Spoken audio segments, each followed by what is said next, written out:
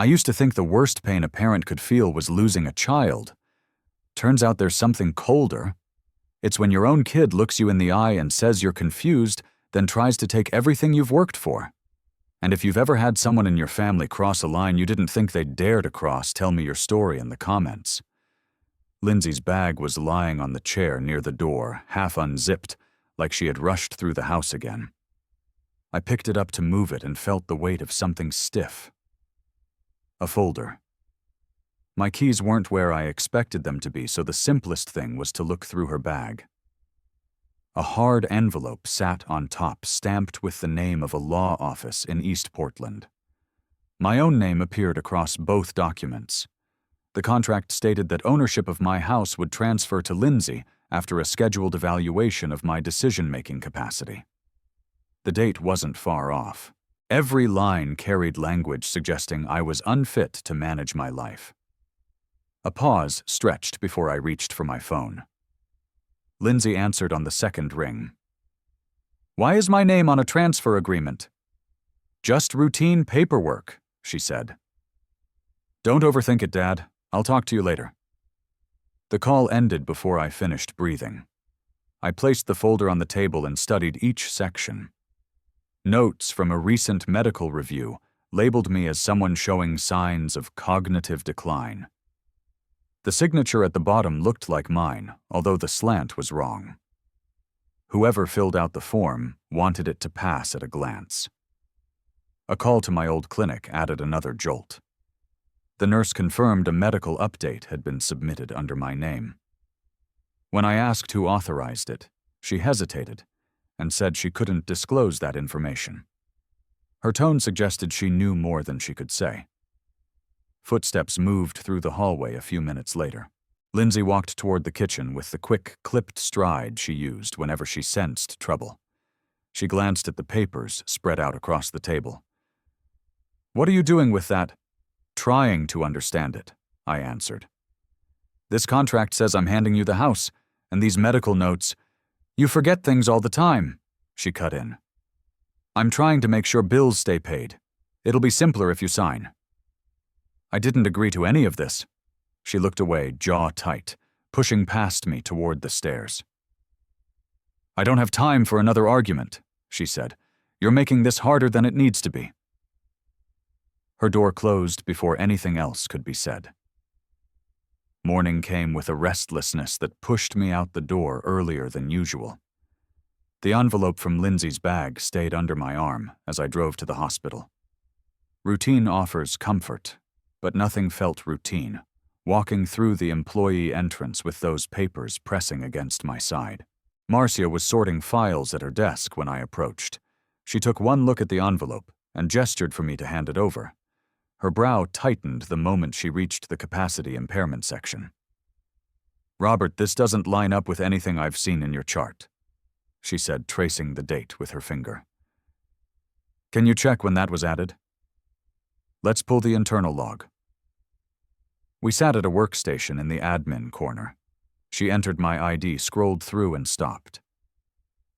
"This update went through last Thursday. Lindsay mentioned having dinner with friends that night, right?" "That's what she told me." Marcia leaned back. "This wasn't done accidentally. Someone submitted it deliberately." Hearing that made my stomach clench. My instinct was to push the folder away and forget the whole thing, but avoiding it wouldn't solve anything. Marcia watched me wrestle with the impulse to walk out. "Don't drop this." She spoke gently but firmly. "You need to know what's real before you make any decision." That was enough to move me to the next step. The drive to my old clinic felt longer than it should have. The waiting area looked the same as always, yet a distance had settled between me and the place where I used to trust every signature they placed on my chart. Dr. Shields came out after a brief wait, motioning for me to follow him. The moment he saw the documents in my hands, he stiffened. "Robert, these evaluations follow guidelines. They aren't arbitrary," he said before I asked a thing. "I want to know why my signature is on this consent form," I replied. He rubbed the back of his neck. Assessments like this happen when family raises concerns. It's for your protection. I didn't sign this. His eyes darted to the door. I've got patients waiting. We can revisit this another day. Did Lindsay bring this to you? Robert, I can't discuss that. He reached for the doorknob as if escape was more important than explanation. The forged signature stared up from the paper in my hand. Nothing else needed to be said. He ushered me out with a strained, "Let's follow up later," and the door clicked behind me. The hallway felt narrower as I walked out. A call to Lindsay went straight to voicemail. Another attempt ended the same way. After the third try, I put the phone down and drove home, without calling again. Evening settled in, though no part of it felt restful. Lindsay came through the front door long after I expected her. She kept her coat on and moved with a tension she didn't bother hiding. Her gaze fell immediately to the table where her bag sat earlier. "Where's my folder?" "I took it," I answered, her shoulders tensed as she scanned the table. "You had no right to do that. I needed to see what was in it." She stepped closer, eyes sharp. "Why are you making this harder? You've been slipping. Someone has to take control." "So you forged documents?" She didn't flinch. She only tightened her grip on her bag. "I did what needed to be done. You're not keeping up anymore. I'm trying to take care of both of us." "By declaring me incompetent." Her reply came fast, almost rehearsed. "You forget appointments. You misplace bills. It's getting worse. You just don't see it." No shout, no apology. Just a claim delivered like a verdict. She turned toward the hallway without waiting for my answer. The steps she took up the stairs were sharper than usual, each one landing with purpose. I stayed at the table. Every object felt slightly different, less familiar, less mine. A gap had formed between what I believed about my daughter and what she had set in motion. Distance doesn't always appear suddenly. Sometimes it creeps in through paperwork and unanswered questions. My phone laid near my hand screen, dark. I picked up the envelope once more, sorting the pages into a stack that might make more sense later. The house stayed still as I gathered them, but stillness didn't offer comfort. Not that night. Lindsay left early the next morning, barely acknowledging me as she grabbed her bag and moved toward the door. The tension from the night before had not faded. Once her car pulled off the driveway, I reached for the bag she forgot to take upstairs and checked the pockets for anything that might explain what she was doing. A stack of loan papers was tucked beneath a makeup pouch. The numbers printed across the top nearly stopped my breath, a short-term loan listing her balance at almost $200,000. My own name appeared in the section labeled Collateral Provider. The room around me seemed to shift. Lindsay had already crossed several lines, but this was something else. Using my house as security without consent meant she was deeper in trouble than I imagined. A second page listed the lender's address in Gresham. There was no point guessing how bad things were. Answers would only come from going there myself. The loan office sat in a one-story building wedged between a pawn shop and a tax service. The manager behind the counter recognized the account number immediately. "Are you Robert Hale?" "Yes." A half-annoyed look crossed his face. "So you haven't signed yet? Your daughter said everything was done." "I never agreed to anything." He tapped the folder. "She listed your property. Without your signature, this loan isn't secured. That puts us in a difficult position." A man sorting documents at the next desk sized me up. "You planning to cover the debt for her?" he asked, tone dry. "No." "Then she's out of runway." The sudden pressure in the room pushed me to leave before the conversation went further. Both men watched every step toward the door. Not a word followed me out, but their silence carried intent. Driving back toward Portland, a dark SUV merged behind me and kept its distance. The rhythm of the traffic changed whenever I changed lanes.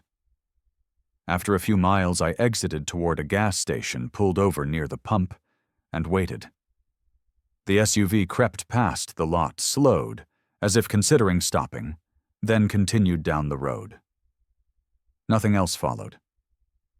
That small moment made something settle in my chest. Lindsay wasn't just hiding debt. Someone expected payment.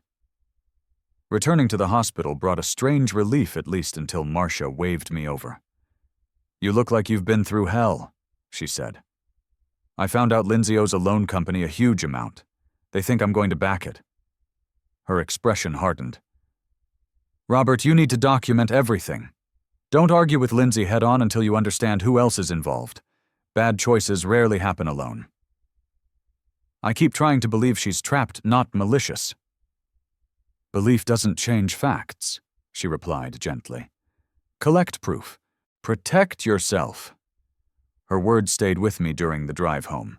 Wanting to save someone is one thing. Ignoring evidence is another. Lindsay's pattern evasiveness, forged papers, a fabricated medical decline, was becoming impossible to justify. Evening came with a jittery energy. Lindsay returned later than usual, her phone buzzing non-stop. She answered one call in the hallway, whispering in a strained tone. When she stepped into the kitchen, her gaze swept the table, checking for the loan papers. "Did you touch my things again?" "I saw the loan statements." She stopped short, gripping her phone as though she expected it to ring again. "You shouldn't dig through my stuff. You used my house as collateral." "Don't start," she snapped. "I'm dealing with it." $200,000 is not something you just deal with. Who are you borrowing from? Her shoulders stiffened before she turned toward the stairs. "Stay out of it. This is my problem. It becomes mine when my property is listed." She paused halfway up the steps, refusing to face me. I said, "Drop it." The finality in her voice didn't match the panic in her posture. She bolted up the rest of the stairs the moment her phone rang again, door closing soon after. There was no way to confront her outright without risking more damage. Marcia's advice replayed in my mind. Protect yourself. A small digital recorder sat in my desk drawer. It had been used once years ago for a work seminar. I placed it in my pocket, testing the switch. A soft click confirmed it still worked. Lindsay's footsteps shifted upstairs as she paced during another phone call. The muffled edge in her voice suggested anger or fear, maybe both. Whatever she was involved in, she wasn't willing to share the truth. I reached for the scattered documents and slid them into a folder of my own, labeling it. The recorder stayed near my hand as I prepared for what might follow. The clinic called before noon, asking me to come in to complete a missing authorization for the evaluation Lindsay had arranged. I drove over with the recorder in my pocket, thumb brushing the switch every so often, as a reminder of why I brought it. Dr. Shields greeted me with a strained smile, the kind a man wears when he knows trouble follows the person standing across from him. "Robert, thanks for coming on short notice," he said, gesturing toward his office. "What exactly needs my signature this time?" He cleared his throat. "Just a supplemental confirmation. Standard procedure." The form repeated the same claims as before, stating I struggled with reasoning tasks and self-management. Next to those statements sat another forged version of my signature, slanted in the same unfamiliar way. "That's not mine," I said. He didn't look at it. These forms often confuse patients. Stress can distort memory. Family members usually help anchor the process. "My memory isn't the issue. Someone signed my name." He shifted in his seat, tapping a pen against the desk. "Robert, this evaluation is in your best interest." "Did Lindsay bring this to you?" His response took longer than expected. "She expressed concerns," he said, voice hedging. "Said you were behind on bills, misplacing paperwork. Told me she was worried." "So she also told you to certify I need supervision." "I can't reveal her exact words," he muttered. A long pause followed. Then he added something quieter. "Look, she helped with a personal matter I had. Paid off a small debt I was struggling with. I owed her some cooperation. The admission hung in the air between us. My heart thudded once in my chest, not from shock, but from the finality of hearing him confirm what I already feared. "I won't sign anything," I said. "Robert, I'm done here." He rose quickly, blocking the doorway with an outstretched hand. "Let's not escalate this. If you refuse, the process still moves forward through the petition she filed. Signing simply smooths things out." "I'm sure it does," I replied, stepping past him. His hand fell away, as though he didn't know whether he should stop me or let me go. He chose the latter. By the time I got home, her car sat crooked in the driveway. The front door was half open. Lindsay moved around the living room, stuffing clothes and chargers into a tote bag. "Where are you going?" She didn't glance up. "I need your keys." "What for?" "I said I need them," her tone sharp enough to slice air. She stepped toward me with an impatience that didn't match the situation. "Give me the keys, Dad. Right now." "No." She stiffened at the single-syllable refusal. "You're making this harder," she snapped. "Don't you see what's happening? You're slipping, and I'm trying to keep things stable. You're blocking the future for both of us." "How does taking my car help either of us?" Her phone rang. She ignored the question and answered. "Yeah, I'm leaving now. No, he won't cooperate. I'll handle it." She slung the bag over her shoulder and pushed past me, brushing my arm with a force that felt more symbolic than physical. She didn't wait for a response. That night, an email from the supposed law office appeared. They confirmed a capacity evaluation for the following week, calling it a routine step for transition planning. The attorney's name meant nothing. The number listed was disconnected. The timing loan forged medical notes the signature Dr. Shields pretended not to notice aligned too precisely. Lindsay wasn't preparing anything for my benefit. She was following a plan she assumed I wouldn't catch. I sat at the dining table and pulled my folder close. Beside it lay the recorder with the doctor's hesitant confession. Each time I replayed his words in my mind, something in me hardened. The line had been crossed long ago. Organized the papers by date, murmuring notes to myself. The silence helped me align one last page and acknowledge the direction this was heading. Morning arrived heavy. I walked into the hospital and clocked in as usual. A clipboard nearly slipped from my hands as I sorted patient charts. Marcia noticed. "Robert, slow down a second," she said, stepping closer. "Are you getting ready for that evaluation next week? I don't have much time left to sort things out." I answered, keeping my eyes on the files. Her expression tightened. She didn't press for more, but the concern stayed. A meeting request from HR popped onto my screen. Before I could walk over, Marcia held up her phone. "Did you know Lindsay emailed your department?" "What email, eh?" "She claimed you're unwell and should take medical leave." Those words knocked the air from my chest. "She what?" "HR wants to confirm your condition. They're trying to handle it sensitively, but this kind of message can do damage." The call came seconds later. "Mr. Hale." The HR manager said, "Your daughter contacted us regarding your health. She expressed concern that you may not be able to complete certain tasks safely. We'd like to discuss possible accommodations." "I didn't authorize that," I replied. "We understand this is delicate. Could you stop by our office?" Ending the call left me gripping the edge of the workstation. Lindsay hadn't just tampered with medical records, she was trying to dismantle the only role that still gave me footing. Memories of the forged signature and the clinic's evasions pressed together until the line between professional life and personal crisis blurred. Needing space, I walked to the break room and sat on the bench against the wall.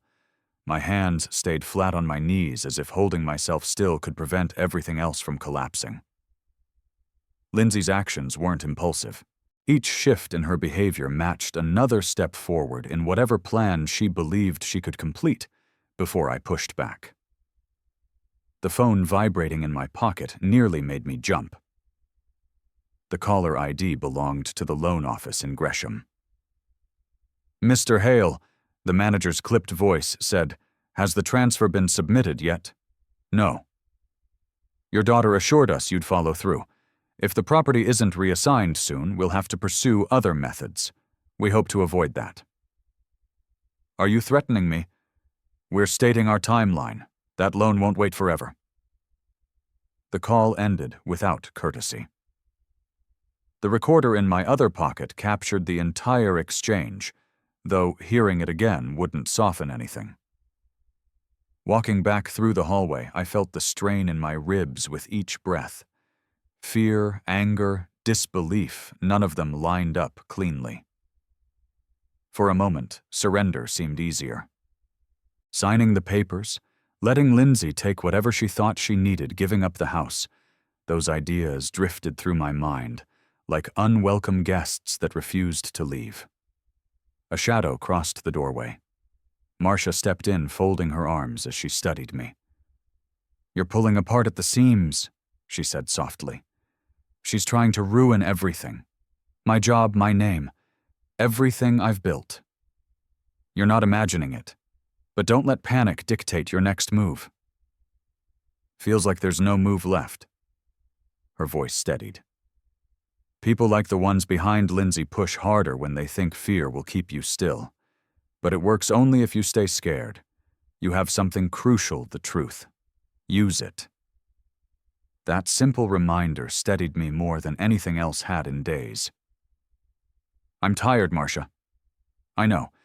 But fatigue isn't failure. Take one step. Just one." One step. That was manageable. Not a full fight, not a confrontation, just one choice pointing away from fear. A slow breath left my lungs. "I need to contact the court," I said. She gave a short nod. "Good. Put everything on record. Force them to follow the law." Lindsay had crossed too many lines for me to believe this would resolve without intervention. Filing a request to review the petitions, the forged medical documents, and the suspicious attorney email wasn't revenge. It was survival. She was no longer simply overwhelmed or misguided. She was dismantling the foundation of my life piece by piece. I logged into the county portal and began drafting a formal notice to contest the evaluation and request an immediate halt to any action taken under Lindsay's claims. One document after another, attached to the submission recordings, screenshots, notarized copies of the forged forms. My fingers hovered before clicking submit. The weight of everything Lindsay had done pressed behind my eyes, but the decision remained clear. Protecting myself wasn't a betrayal. Pretending nothing was happening would have been. The message reached me early, just hours before the evaluation Lindsay had arranged. It came from an unknown number, no greeting, no signature. Check her phone. She recorded the talk with the doctor. A second text followed. "She's keeping more than you think." Those words hung in my mind long after the screen went dark. If someone knew that much, then Lindsay wasn't working alone, and whatever she hid might be worse than the loan office had admitted. Her apartment sat on the east side of town, a place she started renting when she claimed she needed space. The door wasn't locked. A sweatshirt lay across a chair, a cup half finished on the counter. No sign of her. A tablet glowed on the table. Notifications kept flashing.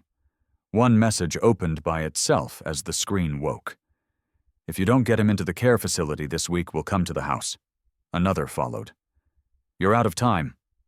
Bring the property or we escalate." My throat tightened. Lindsay hadn't simply been pressured, she'd been threatened. Yet instead of asking for help, she had doubled down, pushing the situation past anything reasonable. More messages scrolled up, including a voice note labeled "Clinic Call." She had recorded Dr. Shields. She had recorded everything. The recorder in my pocket felt heavier. Lindsay wasn't a victim in the way I kept hoping. She had played both sides, hiding behind fear while creating forged documents to strengthen her case. A call to Marcia connected on the second ring. "Robert, you sound strained." I found messages. She's doing more than lying. She's manufacturing evidence. Slow down. What exactly did you see? They're threatening her, telling her to put me in a nursing home. This is bigger than I thought. Marcia paused. You need to be careful. If she's cornered, she'll fight harder. Get out of the apartment before she walks in. That warning arrived too late. The front door swung open, hitting the wall. Dwarf foot. Lindsay froze when she saw me standing there with her tablet. What are you doing? She hissed. Reading what you've been hiding. You had no right to touch my things. She lunged forward, grabbing for the tablet. Give it back. No, you're putting me in danger and yourself, too. You're paranoid, she snapped, raising her voice. I told the attorney's office you were getting worse, and now you're proving my point. She dialed her phone with sharp movements. Yes, he's here. He's not stable. You need to move up the evaluation. Today, if possible. No, he's having an episode. My jaw clenched. Lindsay, stop lying. You think I want this? She shouted. I don't have a choice. They'll take everything if I don't deliver. Those words slipped out before she realized what she admitted. Her hand flew to her mouth, as if she could pull them back in. Who? Don't make me say it, she whispered. You don't understand what they'll do. The recorder in my pocket captured every syllable. The tremor running through her voice wasn't enough to erase the damage she'd done. Why didn't you come to me? You wouldn't have helped, she shot back. You'd tell me to face consequences to grow up. That won't save me this time? Her phone rang again, shrill and commanding. She looked at the screen and turned a shade paler. I need to answer this. Go ahead, I said, stepping aside. She hesitated before taking the call. He's here. No, he won't cooperate. I told you I'd handle it. Please don't. Fear spread across her face like a crack in ice. She lowered the phone without finishing the plea. Who are they? I asked. People I owe. People you don't want showing up at your door. She pushed past me, pacing as she tried to regain control. You made this worse by digging around. If you had just signed the papers, none of this would be happening.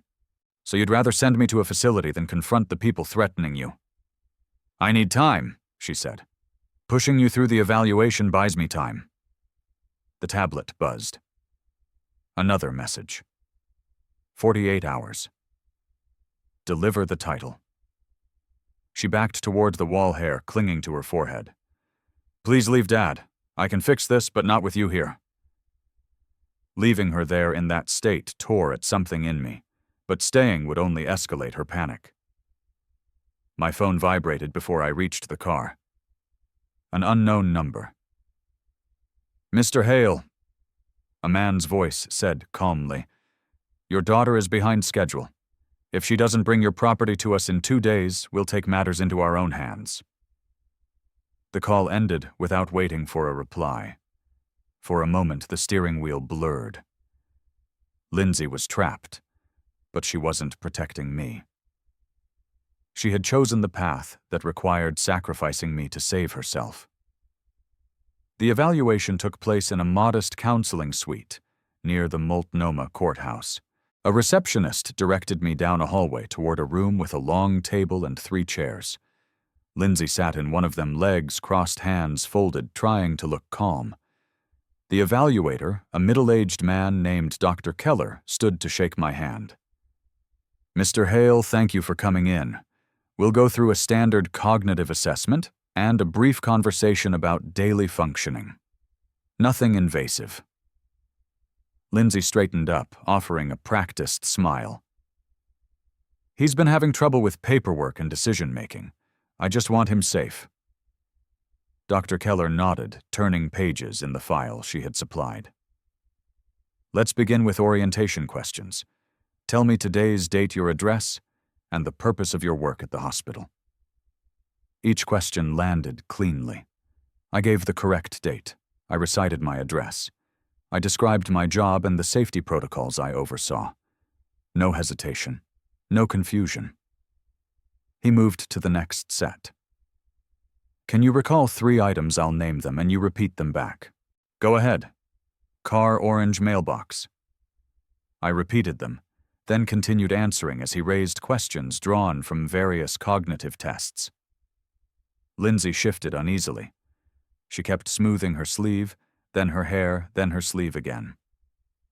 Dr. Keller checked his notes, frowning slightly.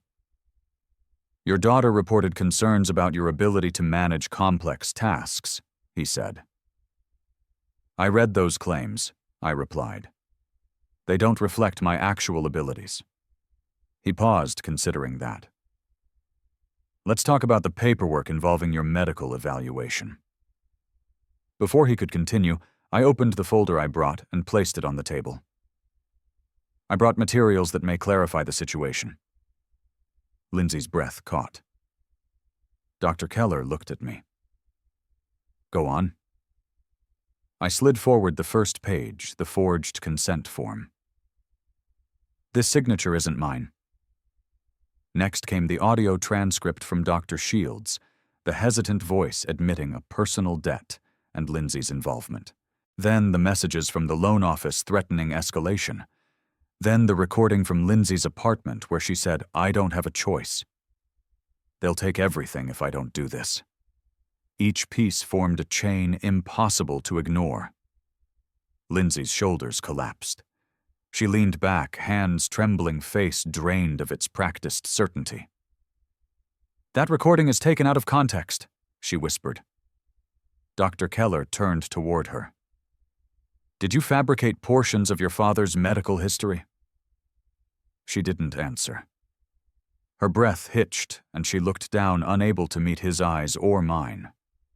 He closed the file gently. Given these materials, I cannot issue any determination today. This case needs to be referred to the court immediately. He tapped the forged forms. These raise serious concerns about undue influence and potential elder financial exploitation. Lindsay pressed both hands against her forehead. I just needed time, she muttered. He wouldn't understand. He understands perfectly, Dr. Keller replied. A notification buzzed from her phone. She flinched at the sound, then silenced it without checking the screen. Whoever had been pushing her no longer mattered. The plan she built around their demands had collapsed in front of her. Dr. Keller gathered the documents I provided, securing them in a separate folder. I'll file an emergency report with the Multnomah Court this afternoon. Until then, no further action may be taken regarding your living arrangements or your property. Lindsay didn't lift her head. Her breathing stayed uneven, the realization settling over her that the people she owed money to wouldn't wait, and now she had no leverage left to keep them at bay. Dr. Keller dismissed us. Walking toward the exit, I didn't look back at Lindsay. Something in me remained steady, not triumphant, just anchored. She scrambled up and followed several steps behind. Wait, she said, voice cracking. My steps slowed, but didn't stop. Please. She reached for my arm, then dropped her hand before touching me. I didn't want it to go this far. The parking lot stretched out ahead of us. Cars pulled in and out, life going on while ours stalled. I moved toward my truck. Lindsay stayed frozen near the doorway, eyes red, chest rising and falling with uneven breaths. Nothing she said could repair what she'd done, and she knew it. There were no pleas, no excuses left. The Multnomah County Courthouse felt colder than I expected, though. Maybe it was just the weight of what I carried. A clerk directed me to the filing window, and I handed over the folder everything I had collected over the past weeks. Recordings, screenshots, forged signatures, threatening messages. The clerk skimmed the first few pages, her expression tightening as she read. We'll process this immediately, Mr. Hale, she said. Please wait for the judge's directive. Minutes later, a bailiff approached and asked me to follow him to a small administrative courtroom. A judge reviewed the materials in silence, flipping through each sheet with an efficiency that suggested she'd seen similar cases before. When she reached the loan threats, she paused long enough to read the transcript twice. "This is sufficient," she said at last. "We're issuing a temporary protection order. All asset transfers are suspended. No facility placement can proceed, and your daughter is required to appear before this court." A mix of relief and grief settled in my chest. Not triumph, not vindication, just something steady. Lindsay arrived half an hour later with a public defender, looking smaller than I remembered. She kept her head down as the judge summarized the accusations, falsifying medical evaluations, attempting to misappropriate property, colluding with a predatory lender. Lindsay Hale. The judge said, "Do you understand the charges under review?" "Yes," she replied, voice thin. No statements of innocence, no elaborate excuses. The fight she carried for weeks had drained out of her. Her lawyer leaned in. "You'll comply with the court's orders," he whispered. She nodded without lifting her eyes. The judge continued. "Until the full hearing, you are barred from accessing your father's accounts, documents, or residence. You are also ordered to enroll in a financial rehabilitation program and a counseling plan overseen by the county." Lindsay didn't argue. The version of her who had stormed through my home demanding keys felt like a stranger now. This person barely raised her chin. When the session ended, people murmured as they gathered their belongings. Some threw sympathetic glances toward me, others toward Lindsay. She didn't look at me at all. The absence of defiance in her posture was heavier than the anger she once carried. I stepped out into the hallway, leaning against the wall, while the noise of the courthouse moved around me. Filing the evidence hadn't felt like winning anything. It felt like stopping something that had been spiraling out of control for years. The judge's words echoed through me: protection, suspension, counseling. Necessary steps, still hard to absorb. Marcia called shortly after. "How did it go?" "She has to face what she started," I said. "And you?" "I'm still figuring it out." She stayed on the line long enough for my breathing to even out, then let me go with a soft, "Take it slow." Before leaving the building, I found a bench and sat down. A thought surfaced, one I hadn't allowed myself to confront. I had contributed to this distance. Years of giving Lindsay room, of avoiding hard conversations after her mother died, had built a quiet wall between us. I wasn't responsible for what she'd done, but I had been absent in ways that mattered. That truth stung more than any forged document. Still, I chose action this time. Whatever guilt lived alongside that didn't change what needed to be done. The court clerk brought out the final packet for me to sign. My name appeared on each page, crisp and unaltered. I initialed the margins, signed at the bottom, and handed it back. Walking out of the courthouse felt strangely ordinary. No victory lap, no collapsing under pressure, just forward motion. Back at the hospital, the familiarity grounded me. Coworkers nodded as I passed. My locker door stuck the way it always had. Someone had left a box of granola bars on the break table with a note saying, "Take one." Small things that reminded me life kept going. During a free afternoon, later that week, I visited a community center near the river. A flyer had caught my attention: support groups for older adults who'd experienced financial exploitation from family members. I sat in on one session, then another. Nobody knew my story. Nobody asked. Listening was enough at first. Eventually, I added my name to the volunteer list, offering to help with paperwork or transportation. It felt like putting something back into the world, not to erase what happened, but to make sense of it. A few days later, as I stepped across the hospital parking lot for my evening shift, my phone buzzed. A message from Marcia made it home, yet I answered, walking in now. No long explanation, no unraveling of the past. Just a simple update to someone who had helped steady me through the worst of it. I tucked the phone in my pocket and headed toward the employee entrance, the rhythm of a normal workday settling around me again.